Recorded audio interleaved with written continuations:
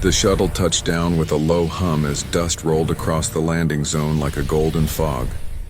Kai Mercer stood near the ramp, waiting for the noise to settle. He looked at the horizon and saw endless brown hills and black stone ridges that shone under the twin suns of Arav 9. From a distance, the planet looked calm and peaceful, but Kai knew better. Beauty was often a mask for danger. He stepped down onto the hard ground and felt the gravity push slightly heavier than Earth's. His boots left deep prints. The air had a dry taste and carried a faint metallic scent. It was the smell of a world that could eat careless settlers alive. Kai was used to it. He came from a death world called Typhon, a place where even plants could draw blood. He had been hired many times to help new colonies survive on strange planets. This one was no different. As he walked toward the main colony gate, he saw signs of fear everywhere. Watchtowers had been built in a hurry. Lights stayed on even during daylight. The colonists moved with nervous energy, their eyes darting toward the ridgeline again and again. Children played close to the shelters, never running far. A heavy silence sat over the camp when the wind died down. At the gate stood Captain Elira Venn, the colony's security chief. She was tall, sharp-eyed, and carried the look of someone who had not slept in days. When she saw Kai, her face softened slightly with hope.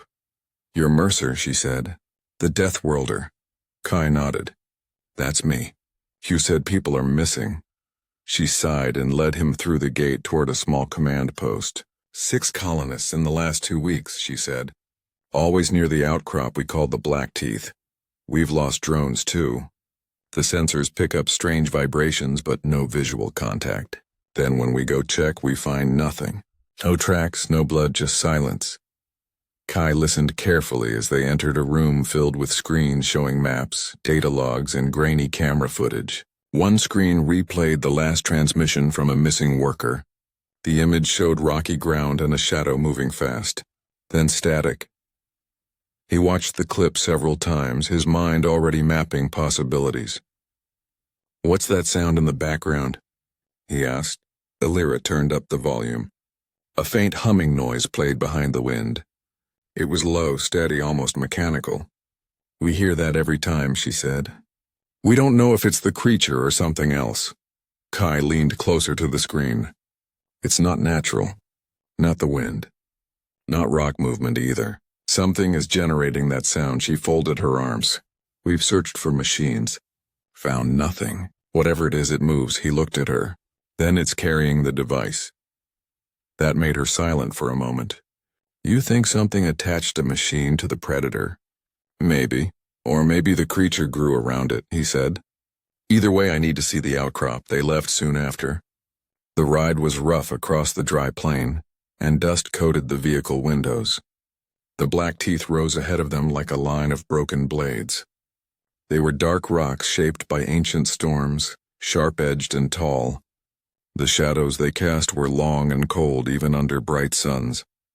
Kai stepped out of the rover and knelt near the ground. He studied the soil and stones. He saw claw marks deep and clean, each the size of a human hand. He brushed the sand aside and found a faint circle burned into the ground. "Energy discharge," he muttered. Elira watched him carefully. "From the creature? Maybe from the device," he said. "Or from something using it." They walked further into the outcrop.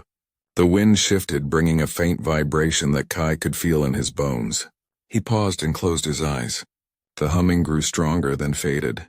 It was moving through the ground, not the air. When they returned to the rover, he began to make notes on a small pad. He drew the area, marked times, directions, and energy readings. His handwriting was neat and precise. That evening, back at the colony, Kai watched all the recorded data again. He slowed down the images frame by frame and compared sound waves on the screen. Something about the humming bothered him. It followed a rhythm like breathing, slow and deep, almost alive. He began to see patterns the colonists had missed. The attacks always happened during the same 2-hour window at dawn or dusk. The victims were always near open ground, never under cover, and always near metal tools or machines. Kai called Elira to the control room. It reacts to metal, he said. That's how it finds targets, she frowned. We can't stop using machines. I'm not saying that, he said. But we can use that to find it, she nodded slowly. You're thinking of bait. I'm thinking of understanding, Kai replied. Predators have habits. If I can learn how it thinks, I can stop it. He spent the next day outside the walls, studying the land with scanners and cameras. He set up silent observation posts on the ridges and buried small motion sensors under loose rocks. Each one carried a metal lure designed to make faint noises. Then he waited. Hours passed. The sun sank low, turning the sky orange. The desert seemed quiet except for the soft hiss of sand shifting in the wind. Kai watched through binoculars. Nothing moved. He was almost ready to pack up when he felt it, the ground trembling slightly under his boots. He froze. The vibration was faint but steady. The humming sound began again somewhere ahead near the black teeth. It rose and fell like a deep whisper. Kai crouched low and adjusted the camera zoom. Between the rocks he saw a shadow slide across the sand. Large, smooth, fast. It did not walk or crawl. It seemed to glide, its body blending with the stone. For a second the light hit a curve of its skin. It looked like glass and metal mixed with living tissue. Then it was gone. Kai's breath came slow and calm. He marked the time, the direction, and distance. He could still hear the hum echoing through the ground. When he returned to the colony, the guards at the gate looked relieved. They had feared the worst. Elira met him near the entrance. You found it? She asked. I saw something, he said. It moves like water and it hides by bending light. It's not just an animal. It's part machine. Elira's face tightened. Then how do we fight something like that? Kai looked up at the dark sky. By thinking like one, he said. Later, when the colony slept, Kai walked alone near the outer wall.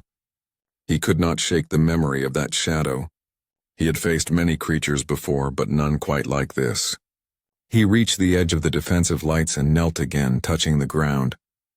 The sand was still warm from the day, but under it he felt a faint pulsing. He dug carefully and found something buried, a small metallic object, half covered in dust. It was smooth and shaped like a thin disc. He brushed it clean and turned it over. It glowed faintly with a dim blue light. When he held it close to his ear, he heard the same humming sound from the recordings. It was one of the devices. He took it back to his quarters and placed it on the table. The light pulsed slowly like a heartbeat. He recorded its readings, then wrapped it in a shielded case. As he did, he noticed small grooves on its side, patterns that looked like writing, but not any language he knew. He sat for a long time thinking. If this device was attached to the creature, then someone had made it. Someone had changed the predator into something more. When dawn came, Kai walked to the watchtower and looked at the horizon. The black teeth stood quiet under the new light, but he could still feel something out there watching. The wind carried no sound, yet in the silence he imagined he could hear that low hum again. He knew one thing for certain now. This was not just a battle between settlers and a wild beast. It was something older and deeper, something that had been left behind and forgotten. And as the suns rose higher, Kai Mercer, Deathworlder and survivor, began to write his first notes for what he would later call the Deathworlder's Guide to Disabling a Predator. He would learn its patterns. He would understand its tools. And one day soon he would face it, not as prey but as an equal. The next morning the colony was awake earlier than usual. The news about Kai's discovery had spread fast. People gathered near the command post, whispering about the strange device he had found buried in the sand. Some were hopeful that it meant the mystery would soon end. Others feared what it might mean if something intelligent had placed those devices across the planet. Kai stayed silent as he checked his equipment. He did not like drawing attention. He believed in quiet work and careful study. While the colonists discussed theories and shared rumors, he packed his scanner, heat sensors, and a few hand tools into a small bag. He had already planned his next step: observation. Elira then walked over as he tightened the straps of his bag. "You are going out again," she said, not as a question but as a statement. Kai nodded. "I have to understand how it hunts. If I cannot understand it, I cannot stop it." She frowned slightly. "You really think it thinks like a machine?" "Not exactly," he replied. "It is still a living thing. But that device is affecting how it behaves. It is not killing for food. It is collecting." Elira looked puzzled. "Collecting?" Kai picked up the small metal disc he had found. It was now sealed inside a transparent case. The marks on this look like it has been replaced many times. It may be transmitting something. Maybe data, maybe energy. The creature might not even know it carries it. Elira's expression turned serious. "That means someone is watching." "Maybe. Or maybe it is an old experiment still running," he said. "Either way, we need to know what kind of mind we are facing. For that, I need to see how it moves, how it waits, and how it reacts." She hesitated, but finally nodded. "I will send 2 guards with you." "No," Kai said gently. "It will sense them. It will sense fear. I will go alone." Elira wanted to argue, but the calm confidence in his eyes stopped her. "At least take a drone," she said. He agreed and took one small observation drone. It was quiet, light, and equipped with a camera that could see in infrared. By mid-morning, Kai reached the ridge overlooking the Black Teeth. He settled into a narrow space between rocks and placed the drone beside him. He moved slowly, using a small brush to clear his view. He knew that fast movement caught the eye of hunters. Slow movement confused them. He activated the drone and sent it gliding low over the sand. Through his wrist screen, he watched its feed. The desert stretched wide, bright under the twin suns. The shadows of the rocks looked like black pools. For several hours, nothing moved. The readings stayed normal, except for the faint vibration that came and went like a pulse in the earth. Then just before dusk, the signal spiked. The drone picked up a flicker of heat near one of the taller stones. Kai adjusted the view. He saw the sand shifting slightly. Then a form rose from it, smooth, silver-gray, and glistening. The creature was larger than he expected, with long limbs and a narrow body that bent like liquid metal. It moved with purpose, scanning the ground as if following invisible tracks. He noticed how it paused every few steps, turning its head slightly, as though listening through the soil. It stopped near a buried metal tool he had placed earlier as a lure. The creature leaned down and touched the tool with a clawed limb. The moment it did, the faint humming began again. The sound came from the device in its chest, glowing with a pale blue light. Kai leaned forward, eyes fixed on the screen. The light pulsed in a rhythm, and the creature froze completely. For several seconds it did not move at all. Then, without warning, it struck the tool, shattering it into pieces. The light faded and the hum stopped. He recorded every moment carefully. "It reacts to metallic vibration," he whispered to himself. "But why destroy it?" He thought for a moment, then smiled slightly. "Not destruction, testing." The drone continued to follow as the creature moved toward another sensor. This time the vibration frequency was different. The creature did not attack immediately.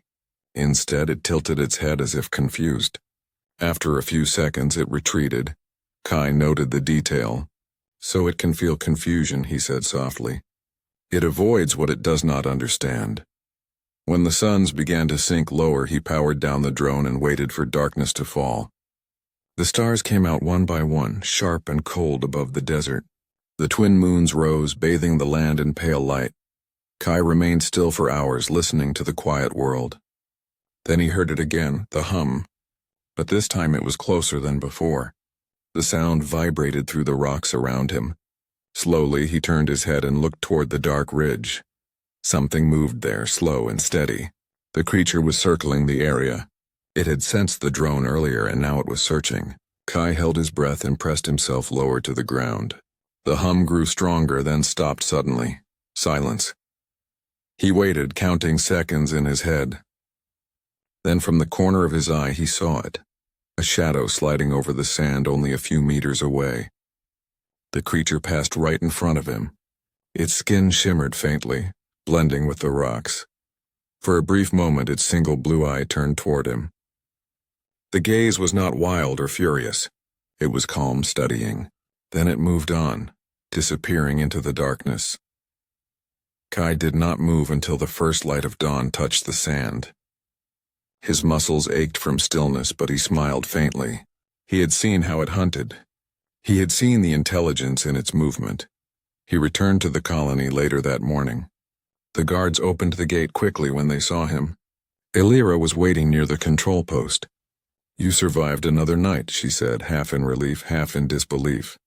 Kai nodded. "It came close. Too close, but now I know what we are dealing with." She led him inside and handed him a cup of warm water. "Then tell me." "It hunts through vibration and sound," Kai said. "The device in its chest amplifies its senses. That is why we cannot detect it easily. It moves silently, but it hears everything." Elira frowned.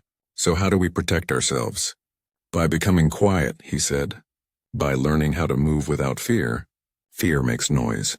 It changes the rhythm of breathing, the vibration of steps. We must teach everyone how to move like the desert wind." She blinked. "You want to train the colonists?" "Yes, if they cannot hide, they can survive by not calling attention to themselves." For the next few days, Kai began teaching small groups. He showed them how to walk softly, how to step only on firm ground, and how to breathe calmly even when afraid. He taught them how to listen to the wind and sense changes in the air. At first, the colonists struggled. They were not used to silence, but slowly they began to adapt. They learned to tie cloth around metal tools to dull their sound. They used sand instead of gravel for paths. The settlement began to move differently, slower, quieter, more aware. One evening as the sun set, Kai sat on a crate near the gate, watching the sky change colors. Mara, a young colonist who often helped in the workshops, walked up with a shy smile. "You really think we can survive this?" she asked. Kai nodded. "Survival is not about being stronger. It is about learning faster than what hunts you." She laughed softly. "You make it sound easy." "It is never easy," he said, looking toward the distant ridge, "but it is possible." That night, as most colonists rested, Kai stayed awake in the watchtower reviewing the drone recordings. He noticed something new. In one frame behind the creature there was a faint shimmer of another light, smaller, flickering in a pattern. It looked like a signal. He replayed it several times. The pattern repeated every 20 seconds. It was not random. It was a code. The next morning he told Elira. "There is more than one device," he said. "Maybe a network." She looked uneasy. "Then there might be more creatures." "Or someone using the devices to control one," Kai replied. "Either way, we are being observed." Before she could answer, an alarm sounded from the east gate. The guards shouted, pointing toward the horizon. Kai ran to the tower and looked through his scope. A cloud of dust rose near the black teeth. The vibration sensors flared with red signals. Something large was moving fast toward the colony. The creature was coming. The colonists rushed to their shelters, but Mara stood frozen near the workshop, staring at the ridge. Kai shouted her name, but the wind swallowed his voice. Before he could reach her, the creature stopped near the edge of the settlement. It did not attack. It stood there, tall and still, watching the colony from a distance. The blue light on its chest pulsed slowly, like it was thinking. Then it turned and walked back toward the rocks. Kai lowered his weapon. He could not understand it yet, but he felt sure it was testing them. He looked down at his notes and wrote one sentence. "Respect the predator, for it is not evil, only curious." He knew the next step was not just to fight, but to communicate, to learn what message the hum carried. And deep inside, he also knew that time was running out. Kai Mercer spent the next few days quietly observing the colony. The predator had returned only once, moving near the edge of the settlement, studying them. It did not attack. It watched. That simple act told Kai something important. This creature was not merely hunting. It was testing. It was learning. He moved among the colonists, watching them work. They carried tools, repaired shelters, and carried supplies. Kai noticed that most of them did not think about how their movements, their noises, or even their breathing could signal danger. The predator was intelligent enough to recognize fear, patterns, and mistakes. He knew the colonists would have to change more than their behavior. They would have to think differently. Kai returned to his quarters and began writing. Not a report for Elira, not a message for the colony, but a practical guide. He called it the Death Worlder's Guide to Disabling a Predator. Each page contained instructions, sketches, and diagrams, showing how humans could survive and even disable the predator without harming it.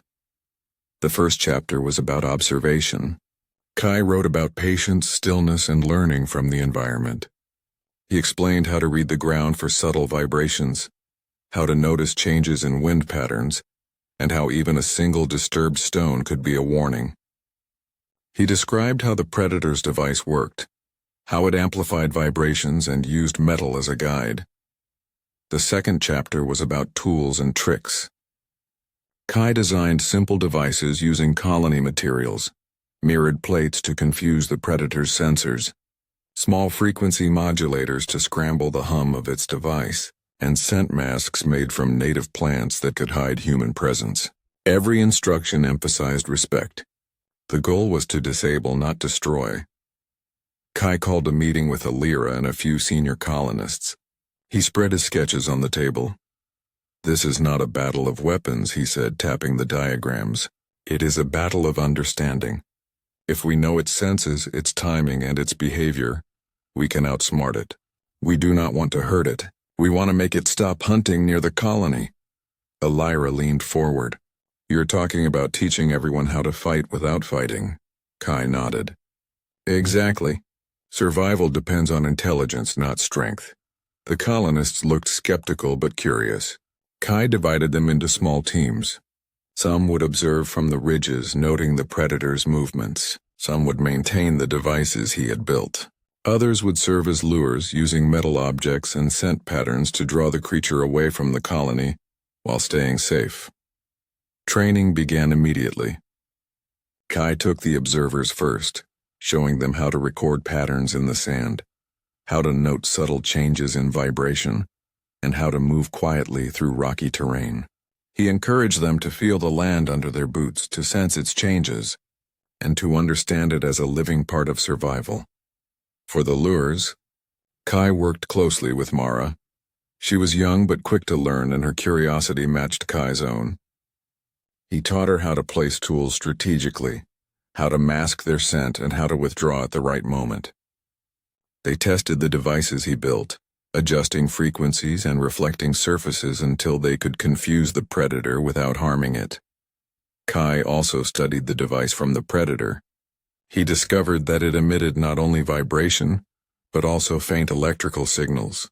He designed a small handheld device that could scramble those signals temporarily. It was risky to use near the creature, but it offered a chance to disable it long enough to remove the foreign device. Days passed in preparation. The colony adapted to the new routines. They moved with purpose. Silence became second nature, and they learned to work together under Kai's guidance. Families practiced in safe areas. Children played while maintaining awareness, and the colony began to feel safer. One morning, Kai climbed the ridge alone, scanning the horizon with binoculars. He noticed a faint shimmer near the black teeth. His pulse quickened. The predator had returned. Its long limbs moved fluidly across the sand. Its skin reflected the early light, hiding it among the stones. The hum was low, almost inaudible. Kai activated a small signal flare from a distance. The predator paused and shifted its gaze toward the ridge. It tilted its head as if studying him. Kai smiled quietly. The creature was testing again.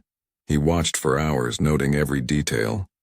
The predator avoided certain plants that released a faint odor. It reacted sharply to bright flashes and moved cautiously around reflective surfaces. Its attacks were precise, always following vibration patterns. Every movement, every decision gave Kai more information. When the suns rose high, Kai returned to the colony and shared his notes. "It is not mindless," he said. "It learns, it adapts. Every action we take, it notices. We must be smarter, faster, and more careful." Illyra studied the diagrams of the devices. "You really think we can do this without hurting it?" Kai nodded. "Yes. If we teach the colony to move as one, to anticipate rather than react, and to use the devices strategically, we can disable the predator temporarily. That is enough to remove its device and restore safety." Mara raised her hand. "What if it comes inside the colony?" Kai shook his head. "It will test us first. That is how it understands. But the colony is prepared. Every path has sensors, every tool is silent, and every person knows what to do. It will not surprise us." Over the next few days, Kai led the teams through simulations. They practiced moving silently, deploying mirrored plates and using scent masks. They learned to communicate without words, using signals and gestures. Even the youngest colonists participated, learning basic awareness. By the time the sun set on the 5th day, the colony moved differently. They were not afraid, only cautious. Kai sat in the watchtower that evening, writing in his guide. He added detailed sketches of the predator's movement patterns, the placement of devices, and the signals that had confused it before. He wrote instructions for improvisation, teaching the colonists to adjust plans if something unexpected happened. Late at night, Mara appeared at the base of the tower. "Do you think it will work?" she asked softly. Kai looked at the horizon where the black teeth rose. "It must," he said. "The predator is intelligent, yes, but it is not evil. It hunts because it can. We survive because we can learn faster. Tonight we learn more. Tomorrow we act." The hum returned as he watched the sand shift. The predator moved slowly along the ridge, studying the settlement from a distance. Its blue eye glowed faintly in the darkness. For a long moment it paused as if acknowledging Kai. Then it disappeared among the rocks. Kai smiled faintly. "It respects understanding," he whispered. "That is why it will not attack carelessly." The next morning the colony was ready. Teams moved into position. Observation posts were established on every ridge and near every sensor. Lure handlers carried small metallic tools wrapped in scent masks. Devices were set to confuse vibration patterns. Every movement was calculated, quiet, and precise. Kai took a deep breath and activated his own device.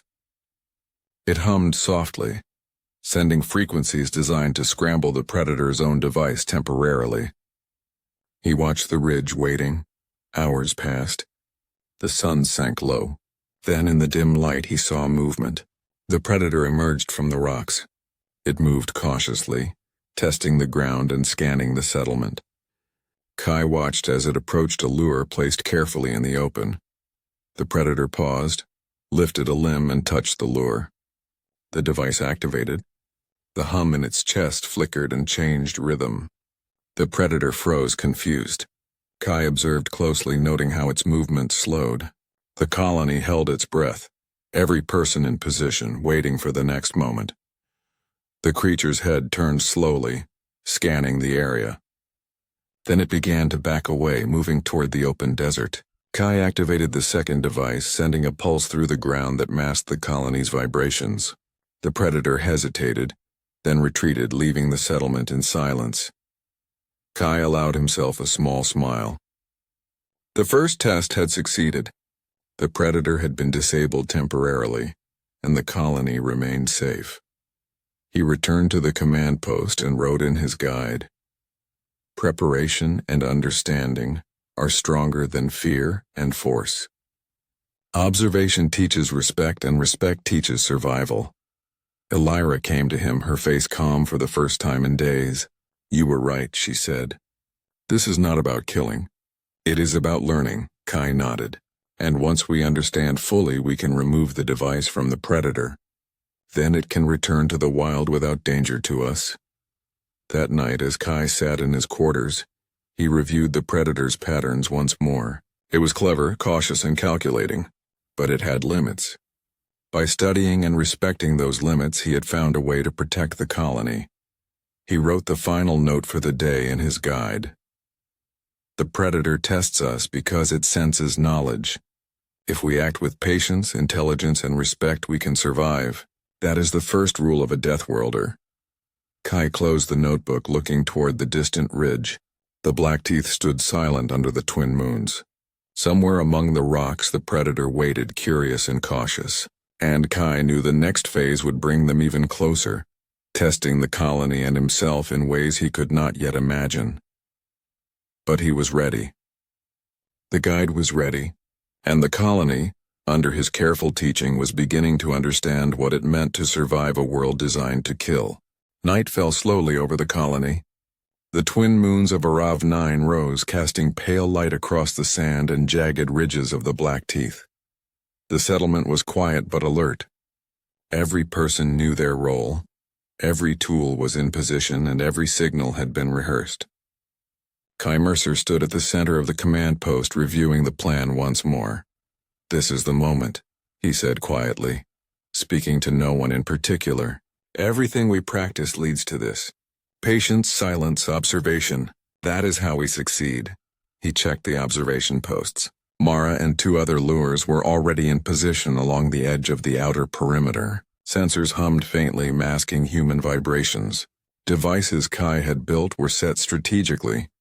Mirrored plates to reflect light, small frequency modulators to confuse the predator's device, and scent masks crafted from native plants. Every action was calculated to test the predator without harming it. Alira stood beside him. "Are you certain this will work?" she asked. Her voice was calm, but her eyes held a trace of worry. Kai nodded. "It has to. The predator will approach the colony as it has before, but this time we are ready. We will disable it, remove its device, and let it return to the wild." The wind shifted, carrying the faint hum Kai had learned to recognize. From the ridges, his eyes followed the faint shimmer of movement. The predator emerged, moving slowly across the open sand. Its limbs bent fluidly, almost like water flowing over rocks. Its blue eye glowed faintly, scanning, calculating. Kai signaled to Mara using a small hand gesture. She released a metallic lure wrapped in scent-masking material. The predator paused, lifted a limb, and tapped it carefully. The faint hum in its chest shifted slightly. Kai adjusted the frequency modulators from a distance. The predator froze, confused by the layered signals. He watched closely, noting how the creature's head tilted from side to side. Its movement slowed. Every muscle seemed tense. This was the moment Kai had been preparing for. The team of observers on the ridges held their breath, communicating silently with hand signals. The colony itself moved with quiet precision. No one stepped on loose stones, no tools clanged, no unnecessary light shone. Every action was careful, every movement intentional. Kai activated the second device. A pulse of sound traveled through the sand. The predator paused again, lifted one limb, and stepped backward, shaking slightly as the pulse disrupted the vibrations it relied on. It let out a low hiss that echoed across the dunes. From his perch, Kai noted the timing. The predator was intelligent but predictable. Its patterns were still bound to its instincts. By manipulating vibration and sound carefully, the colony could influence its actions without harming it. Mara moved closer with the netting and the herb mixture Kai had prepared. She approached carefully, keeping low and using the shadows for cover. The predator noticed the movement but did not attack. Instead, it paused, watching, calculating. The blue light in its chest flickered in irregular pulses. Kai guided Mara through gestures. "Step to the left. Drop the net slowly. Release the herbs carefully." Each instruction was precise. Mara followed perfectly. The predator's attention shifted slightly toward the net and herbs. It inhaled, reacting to the scent. Its body tensed, then relaxed as the net began to wrap around its limbs. The predator struggled, but the design of the net held. It was strong enough to restrict movement, but flexible enough to avoid injury. The herb mixture took effect gradually, calming the predator and dulling the signals from its device. The blue light in its chest dimmed slowly, flickering less frequently. Kai moved closer with a portable interface device.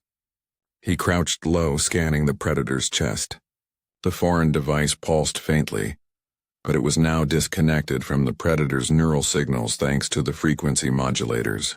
With careful precision, Kai detached it. The device clicked softly in his hands. It was small, metallic and smooth, with faint writing that resembled symbols from a long-lost ship. He held it up for Mara to see. She nodded, relief washing over her face. The predator's body relaxed, muscles unclenching as the foreign device was removed. It stared at them with a calm, intelligent gaze. Kai felt a deep respect for the creature. It was not evil, only bound by circumstances beyond its control.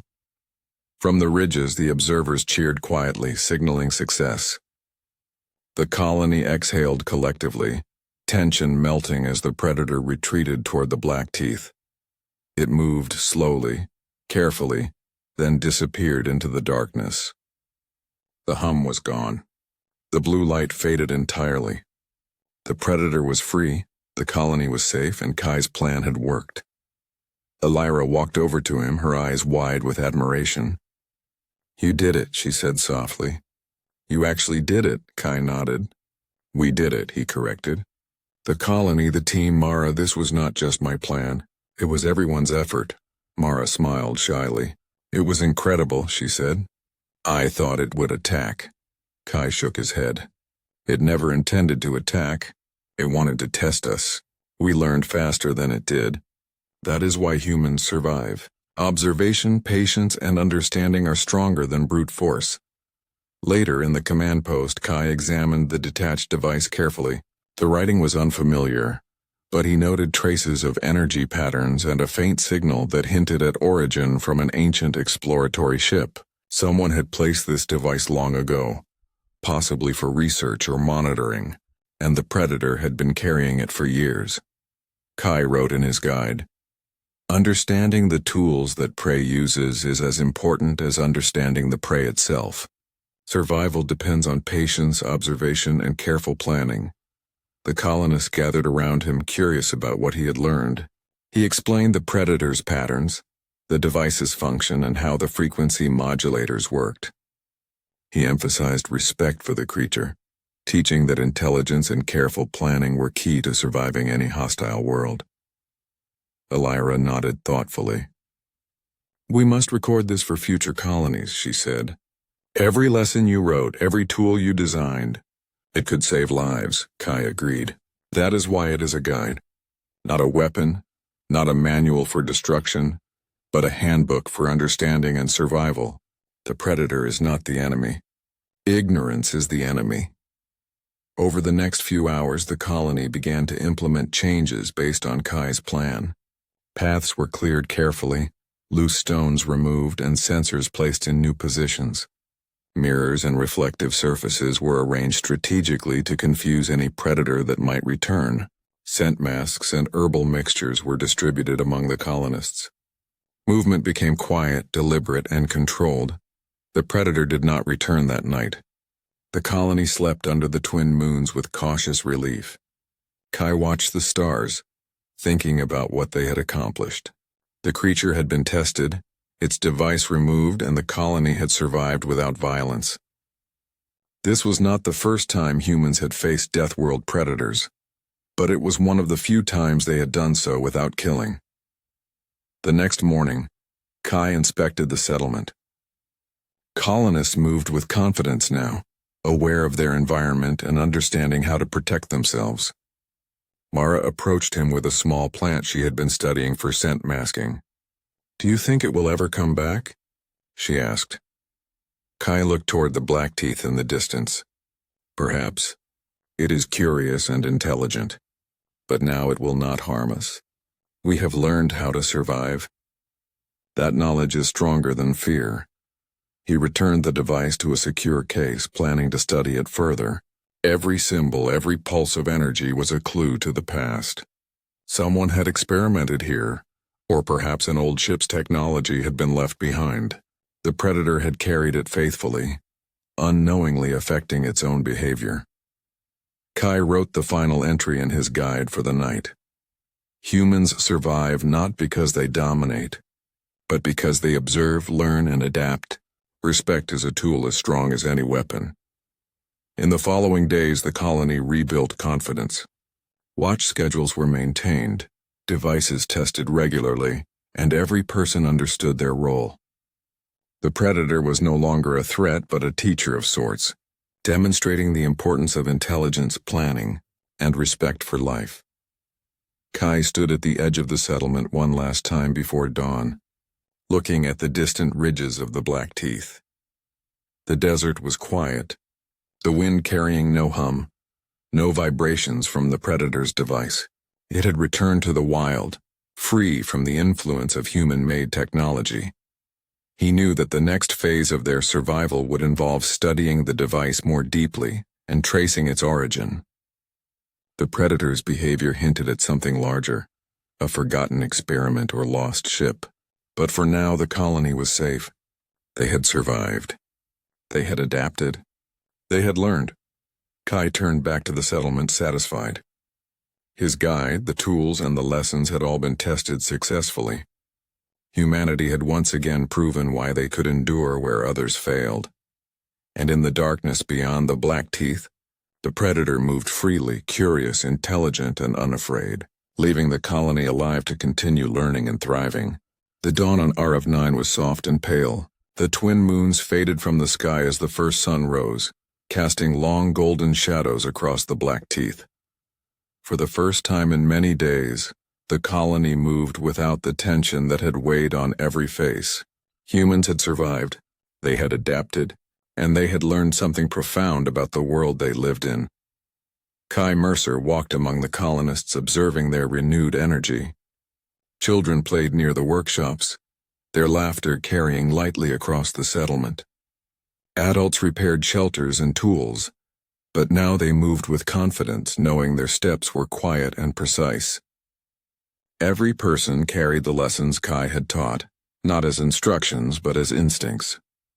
Mara approached him, holding a small notebook filled with sketches. "Look," she said, "I recorded the predator's patterns. Even after it left, I noticed traces in the sand. It comes near every 5 days just to test the ground. It's intelligent, isn't it?" Kai examined her notes carefully. "Yes," he said. "It is intelligent, curious, and cautious. It does not attack unless threatened. That is why respect matters. Understanding life is stronger than fear or force." Elira joined them, carrying a data tablet with readings from the observation devices. "The frequency modulators worked perfectly," she said. "The predator's device is gone. We confirmed that it cannot harm the colony anymore. Kai, your plan succeeded beyond expectation." Kai nodded, but his eyes were distant. "It is gone, yes, but the device itself is remarkable. Whoever placed it had knowledge far beyond the colony's understanding. I want to study it further. There may be answers about the predator's behavior and about old explorations on this planet." The colony gathered in the central plaza as Kai presented the lessons of the last days. He spoke not as a teacher giving orders, but as a death-worlder sharing knowledge gained from observation, patience, and respect. "Humans survive because we learn," he said. "We adapt quickly, observe carefully, and work together. On a death world, every mistake can be fatal. Every step matters. Every sound matters. The predator we faced was intelligent, but it also respected skill and understanding. That is how we protected the colony." A murmur ran through the crowd. People nodded, realizing that survival was not just about weapons or defenses, but about intelligence, observation, and careful planning. Kai continued, "I have written these lessons in a guide. This guide is not a weapon. It is not a map of danger. It is a collection of knowledge. Anyone who reads it and follows it will understand how to survive, how to respect life, and how to adapt when facing the unknown." Elira stepped forward. "We will keep the guide here," she said. "It will teach future settlers. We will pass it down to every child and every new arrival. Your knowledge will save lives."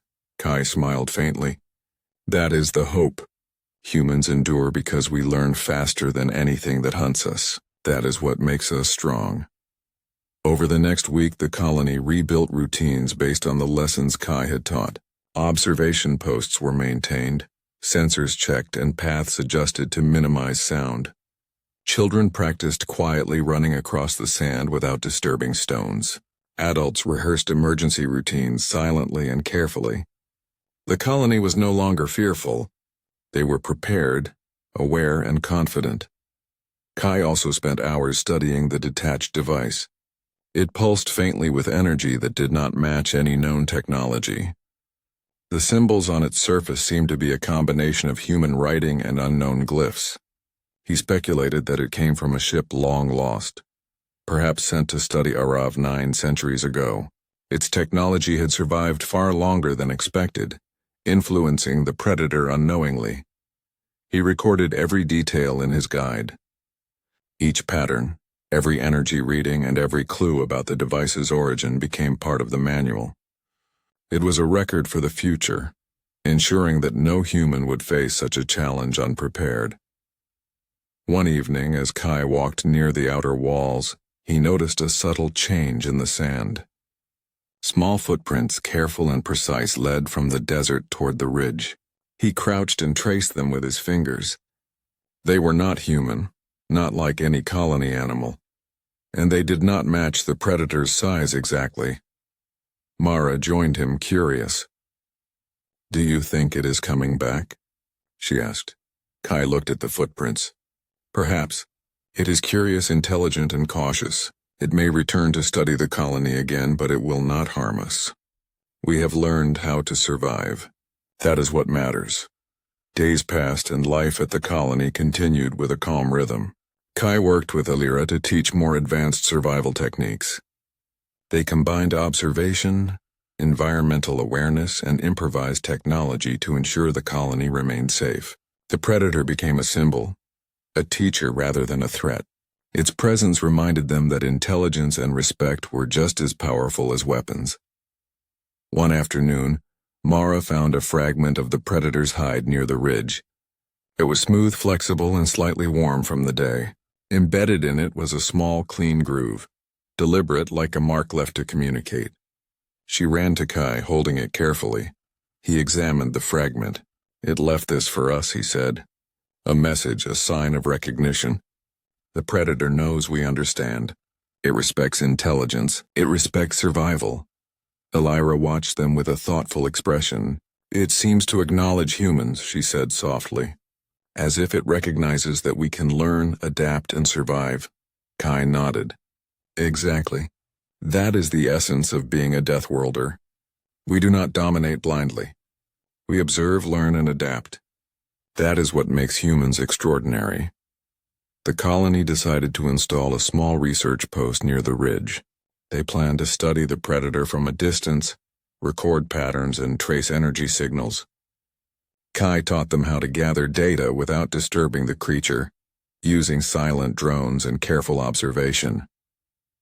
As the first moon rose that evening, the predator appeared on the ridge. It paused and looked toward the colony, its blue eye glowing faintly. For a long moment it remained still, studying the humans below. Then it turned and disappeared into the desert, leaving the colony safe and prepared. Kai returned to his quarters and wrote the final notes in his guide. "Respect life. Observe carefully. Learn quickly. Humans survive because we understand faster than what hunts us. That is the ultimate strength of humanity." The colony slept peacefully under the twin moons. Children dreamed. Adults rested, and every member knew they had faced a challenge that could have destroyed them. Instead, they had adapted, learned, and survived. They had proven the HFY principle. Humanity could endure even in worlds designed to kill. Weeks later, Kai prepared to leave the colony. The guide was complete, every lesson recorded, every tool explained. He handed it to Alira. "This is for the future," he said. "Teach it, use it. Ensure that humans always understand the worlds they live in." Alira accepted it with gratitude. "We will. Your knowledge will become part of this colony forever." Kai stepped outside, taking one last look at the black teeth. The predator's territory lay beyond the ridges, quiet, free, and untamed. He felt a sense of peace. Humanity had survived. They had learned, and they had grown. Mara ran up to him with a small gift, a plant she had nurtured near the outer walls. For the predator, she said softly. Kai smiled. It will not need it. But it is a gesture humans understand. That is what makes us human. Respect, thought, and care. As he boarded the shuttle, he glanced back one final time.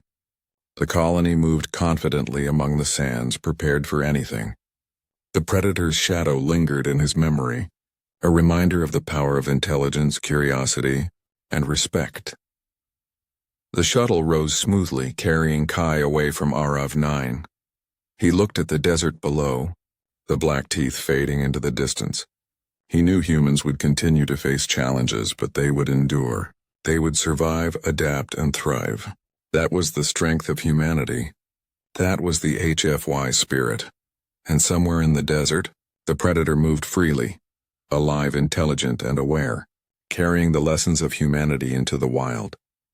Kai Mercer, Death Worlder and Observer, smiled. Humanity had won again, not by force but by understanding. The guide was complete. The colony was safe. The predator was free. And the story of survival, respect, and intelligence would live on for generations.